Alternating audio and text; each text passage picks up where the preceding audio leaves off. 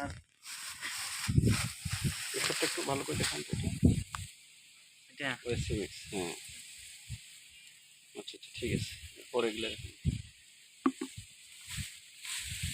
ব্লাস্টিন lasting টাইপটক্সিস soybean table, হ্যাঁ নাটি বকুর উপর, ঠিক আছে। আর হচ্ছে হলো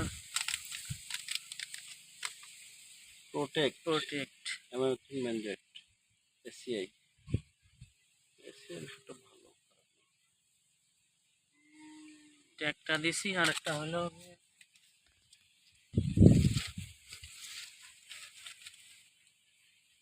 পট কট সাইপারমেথ্রিন। সাইবারমেথ্রিন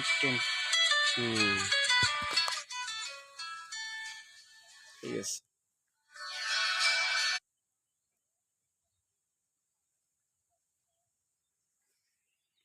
আচ্ছা ঠিক আছে, সমস্যা নেই ওষুধগুলো। কিন্তু এটা কোথায় স্প্রে করবেন এই ওষুধগুলো? এগুলাই স্প্রে করার প্রয়োজন হয় না। Last clean tebuconazole. আচ্ছা ইয়া করেন তাহলে, ওই ধানটা পুরোপুরি বের ফুল স্টেপ, তো ফুল স্টেপে স্প্রে না করাই ভালো হবে।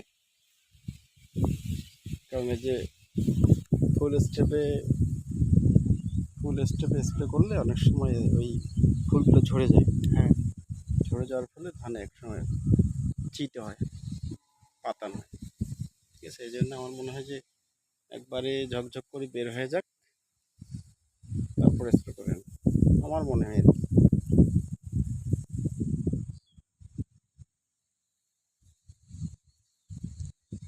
কারণ স্প্রে করলে ফুলটা একটু ক্ষতি হতে পারে। ফুলটা ব্লাস্ট ক্লিন দিবেন, আর এসএমএক্স। এটা ব্লাস্ট ক্লিন হচ্ছে টেবুকন, মানে ট্রাইক্লোস্ট্রবিন এবং টেবুকোনাজল, মানে নাটিভো গ্রুপ।